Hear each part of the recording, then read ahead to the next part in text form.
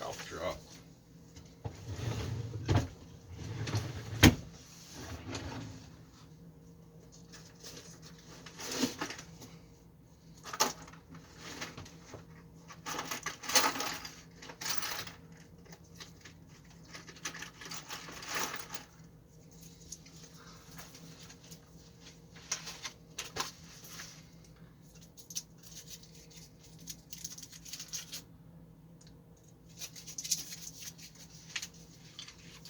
A8.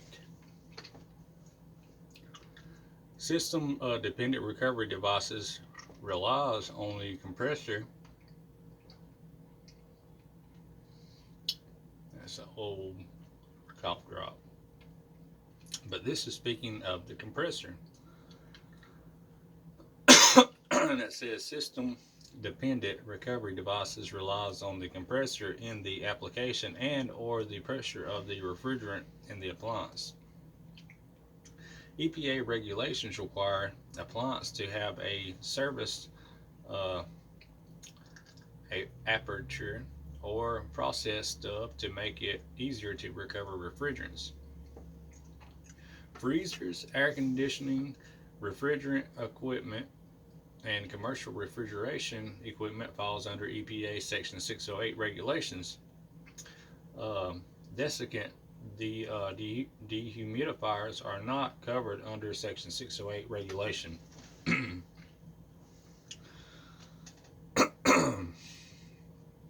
When working with an appliance containing HCFCs or HFCs, a person that is rewiring an external electric circuit is not required to be a Section 608 certified technician. Section 608 certification allows a technician to purchase or handle controlled refrigerants. EPA does not require technicians or the company employing the technician to keep record of the model number and serial number of the appliance when disposing of appliances with 5 to 50 pounds of refrigerant. So that's important to remember that you don't have to keep record of the model number and serial number of the appliance when disposing of appliances with a 5 to 50 pound of refrigerant. If EPA regulations change or a technician becomes certified, it is the technician's responsibility to comply with any future changes in the law. If a EPA regulation change of a technician becomes certified, it is the technician's responsibility to comply with any future changes in the law. If a technician loses their Section 608 certification card, they should request a replacement from their certifying organization. A major system repair is being performed on an R22 appliance. The technician cannot top off the unit with R410A. Provisions of the Clean Air Act require the EPA to set standards for refrigerant recovery prior to appliance disposal. When disposal cylinders of CFCs, HCFCs, and HFCs are to be discarded, you must recover all remaining refrigerants, render the cylinder unless, and recycle the metal. Before disposing of any appliance containing a CFC, HCFC, or HFC refrigerant, the refrigerant must be recovered. Under the safe disposal requirement of Section 608, the final person in the disposal chain is responsible for ensuring that the refrigerant has been removed from the household refrigerators before they are discarded. So, safe disposal requirements of the 608, you're responsible for ensuring that the refrigerant has been removed from the household refrigerators before they are discarded. Clean Air Act, venting prohibition. There's that word again. Chlorofluorocarbon hydrocarbons, CFCs, hydrochlorofluorocarbons, HCFCs, and hydrofluorocarbons, HFCs, must be recovered before opening or disposing of appliance. A9.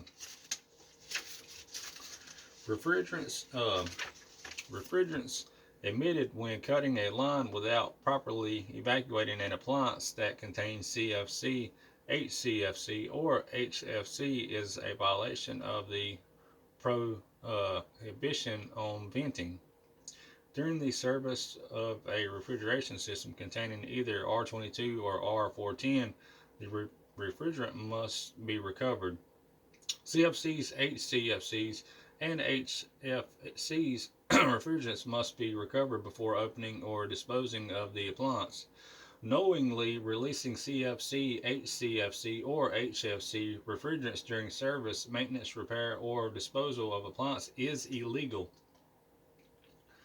Release during vandalism or theft of equipment is considered an unacceptable release of CFC, HCFCs, or HFC refrigerants. Releasing isobutane from a household freezer is allowed under Section 608 of the Clean Air Act. EPA refrigerant management regulations exempt refrigerants from the venting prohibition when the EPA has determined that the refrigerant in the type of appliance does not pose a threat to the environment if released. Release of mixtures of nitrogen and refrigerant that results from adding nitrogen to a fully charged appliance to leak check the appliance is considered a violation of the prohibition on venting. Refrigerants and oil.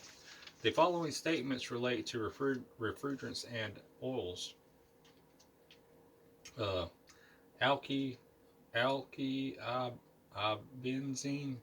Alkylbenzene oil is a synthetic lubricant that is used with tyranny blends containing HCFCs. You must charge refrigerant blends into the refrigeration system in a liquid state. Blends leak from a system at uneven rates due to the different vapor pressure. So blends leak from a system at uneven rates due to the different vapor pressure. Azeotropic refrigerants is a mixture that acts like a single component refrigerant over its entire range. A characteristic of a hygroscopic refrigerant oil is that it readily absorbs moisture, and that's hygroscopic. Hygroscopic. These are some straight up crazy words. Crazy but real. How much further? I'm going to stop on A17 and call it a night because I work from 5 to whatever time they go to school, so I got about 3 or 4 hours of sleep, and I'm doing this to listen to it while I'm working to be ready for that test so I can get it, so I make that dough, make that cheddar. Alright, the term drop-in refers to a simple change of refrigerant without modification of oil or components. There are no direct drop-in refrigerants substitutes approved for service to replace the R22. Polyester synthetic oils are commonly used in new HFC systems and for retrofitting HCFC equipment to HFC refrigerants. Ester-based oils can be mixed with no other oils. Temperature glide is when a blend of refrigerants has a range of boiling points or condensing points throughout the evaporator and condenser respectively, at a constant pressure. This is caused from the blend being a mixture and not a true compound. A tyranny blend refrigerant is a three-part mixture. A leak trace gas is not a refrigerant, as it is used in EPA's refrigerant management regulation. The term retrofit refers to a change to an appliance in order to convert it to a different refrigerant. Venting refrigerant from a recovery machine or recovery cylinder is illegal. All refrigerants that are not exempt for the venting prohibition can only be sold to persons who have successfully passed the EPA Section 608 certification examination. In this section of code, we will cover the basic refrigeration cycle and general statements that you should already know as technicians. So we should already know this.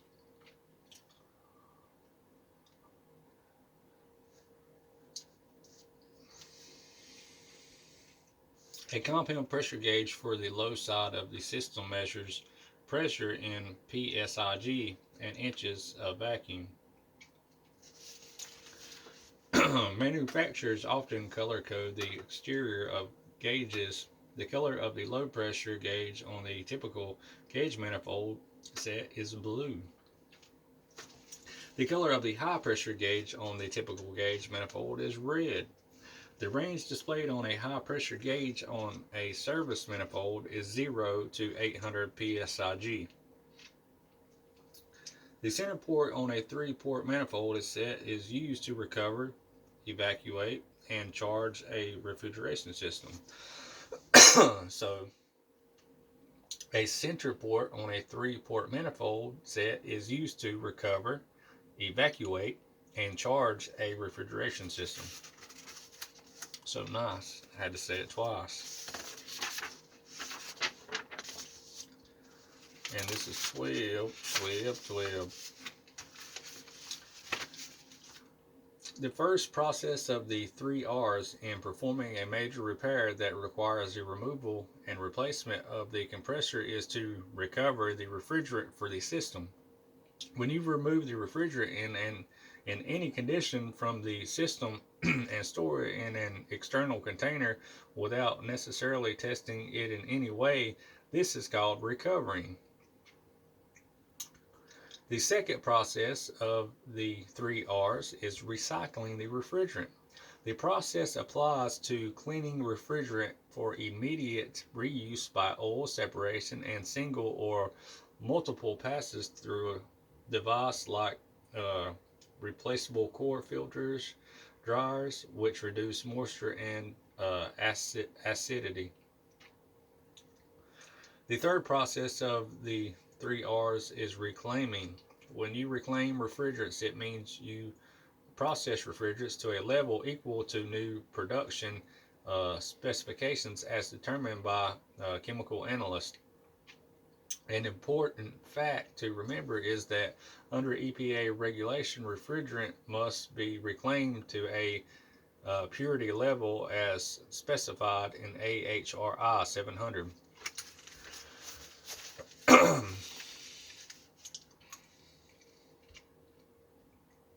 As was mentioned earlier, it is assumed that you have a good working knowledge of refrigeration principles and practices, including leak detection techniques. For that reason, this study guide dwells lightly on that subject. As you are well aware, there are several methods and tests that can be used for detecting leaks, not the least of which is the sample soap bubble test. However, the EPA considers the electronic or ultrasonic tester to be the most effective method for locating the general area or a small leak. In terms of protecting the environment, you need to remember that if you are leak testing a newly assembled system or an old system which has lost its complete charge, the EPA recommends dry nitrogen as the gas of choice in order to cause the least damage to the environment. Uh, Pressurized nitrogen should be used to leak check a system designed for the use with R410A that has been open for a major system repair. Of course, if a system will not hold a vacuum after it has been evacuated, then the system may be leaking. This assumes that the recovery unit and fitting do not have a leak. Recovery techniques. All new recovery equipment must have an EPA approved certification label. If you discover that some R410 refrigerants was added to an R22 system, you should recover the mixture in a separate recovery tank.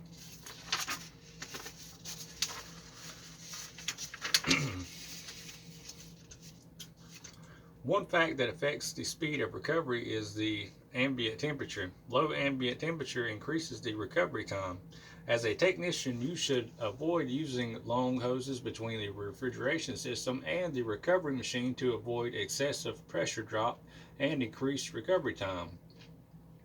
Do not mix different refrigerants in the same container when recovering refrigerants because the mixture may be impossible to reclaim. Only one refrigerant should be recovered in all recovery cylinders.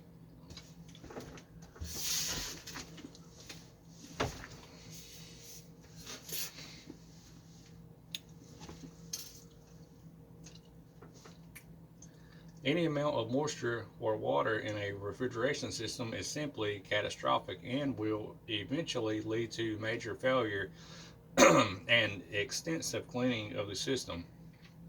It is vital that during all stages of the installation, service, and repair procedure that moisture is identified and eliminated from the system. Small amounts of moisture will react with the refrigerant and oil and cause it to become acidic. The following statements affect the dehydration time of a system. The brand of micron gauge used during the evacuation process does not affect the speed of evacuation. 2. The ambient temperature and the amount of moisture in the system will affect the speed of system dehydration. Number 3. For accurate reading during evacuation, the vacuum gauge should be connected to the system and as far away from the vacuum pump as possible. The capacity of a vacuum pump and its suction line size determines the length of dehydration time. Vacuum lines, hoses should be equal to or larger than pump intake connections. Number 6 is the piping connection to the vacuum pump should be as short in length and as large in diameter as possible. Number 7, the refrigeration system is considered to be dehydrated when the vacuum indicator shows you have reached and held a vacuum of 500 microns or less. If you can heat up the system during dehydration, it will decrease dehydration time. It's number 8. Number 9 is, in order for a system to be measured for a final system vacuum, the system should be isolated and the vacuum pump turned off.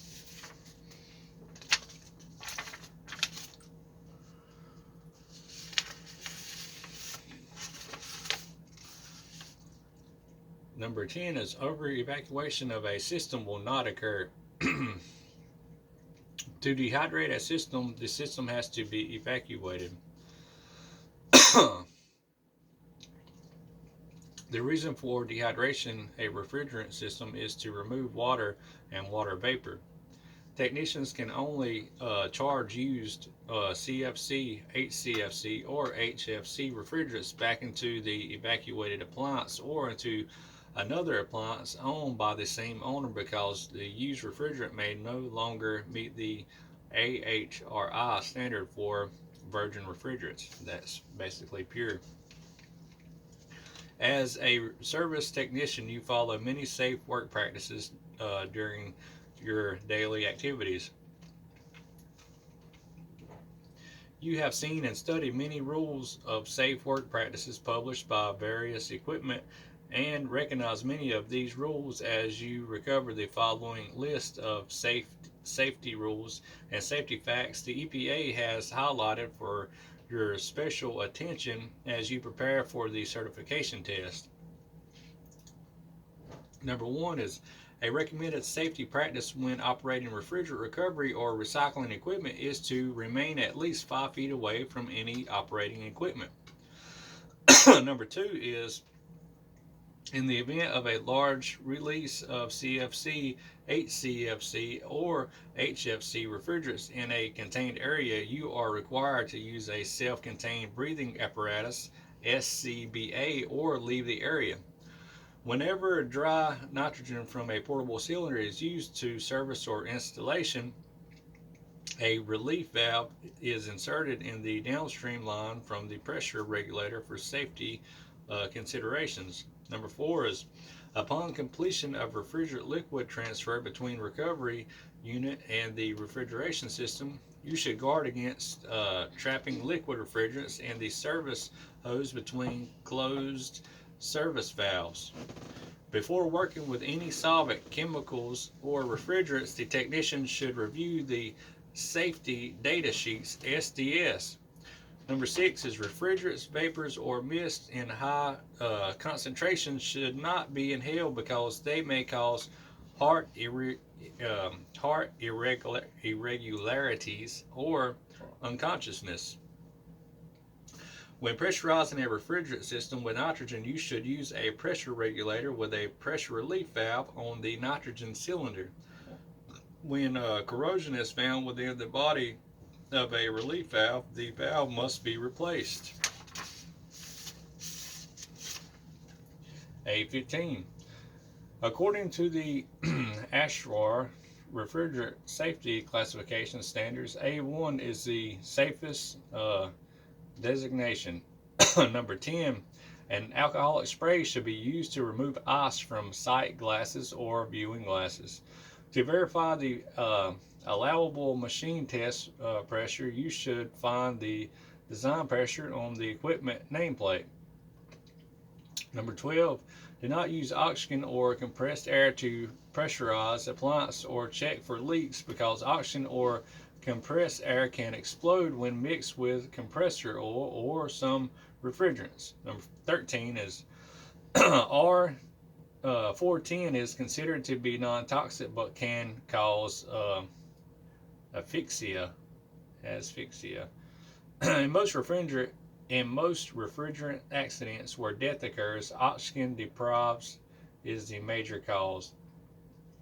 When working with flammable refrigerants, never apply an open flame or live stream to a refrigerant cylinder. Do not cut or weld any refrigerant line when there is refrigerant in the unit. Do not use oxygen to purge lines or to pressurize the system. Number 16 is a technician should use the low side test pressure data plate value to determine a safe pressure to test for leaks. Two factors, if present, that are most likely to lead to an explosion with hydrocarbon refrigerants are a significant concentration of the refrigerant in the space and an ignition source. Ensure that the refrigeration system and recovery unit is grounded prior to recovery of any flammable refrigerant. The concentration of flammable refrigerants in air at any concentration above the lower flammability limit and below the upper flammability limit will burn or explode. We're on 20. HFO 1234YF is not classified as an A3 higher flammability refrigerant. 21. Propane R290 is not classified as an A2L lower flammable refrigerant. 22. Red is the color marking for process tubes and other pipes through which is flammable refrigerant flows and where a service connection is portable or probable. The color marking that is required on all process tubes and other pipes through which a flammable refrigerant passes and where a service connection is probable must extend a minimum of 1 inch in both directions from such location. Okay, we got one more page and we're done, folks. We're on page A16. Technician needs to be aware of the safety hazards that refrigerants pose. Refrigerants safety is straightforward. If the refrigerant stays contained in the cylinder or in the system, then it represents little danger to people. The hazard occurs when the refrigerant comes out of the container or system, often quickly and unexpectedly. Injuries can be avoided if regular safety checks are performed. Number one, refrigerant cylinders should be labeled secure and free of rust and damage. They should never be filled to 95% of capacity. Number two, a disposable cylinder should be reduced to 0 psig pressure before scrapping. Number three is yellow tops and gray bodies are the approved refrigerant recovery cylinder identification color code. When using vapor recovery, the fuel level of the recovery cylinder can be controlled by a mechanical float device, an electromatic shutoff device, and the gross cylinder weight. Number five, one should not heat a refrigerant storage or recovery tank with an open flame. It can result in venting refrigerant to the atmosphere. The tank may explode, causing serious injury to people nearby. The refrigerant in the tank may decompose, forming a toxic material. Number six, reusable containers for refrigerants that are under high pressure, above 15 psig, at normal ambient temperature must be hydrostatically tested every 5 years. 7. To meet safety requirements, containers designated refillable by DOT must be used for transporting recovered pressurized refrigerant. 8. Under no circumstances may you use a disposable cylinder to recover refrigerant. 9. Care should be used to prevent overfilling a refrigerant storage cylinders because the internal pressure of the cylinder may rise in heated areas and cause an explosion. 10. A refillable refrigerant cylinder must not be filled above 80% of its capacity by weight. A cylinder that has a gray body and yellow top is designed to hold recovered refrigerant. It's number 11. Last page. When shipping or transporting CFC, HCFCs, or HFC refrigerants obtained with recovery equipment, you need to keep in mind several important points. 1. When transporting cylinders containing used refrigerants, DOT requires that you attach DOT classification tags. 2. A refrigerant labeled is placed on a recovery cylinder to identify the type of refrigerant. It avoids accidental mixing of recovered refrigerants, allows the recycler to identify the contents, allows the technician's company to determine the amount of refrigerant recovered for record-keeping purposes. 3. Refrigerant cylinders must be in the upright position when they are shipped. 4. A refrigerant label is placed on a refrigerant cylinder to be returned for reclaiming. 5. Adding an odorant to the system to indicate a flammable refrigerant is being used is not important before recharging any flammable hydrocarbon or HFO refrigerant into the system. 6.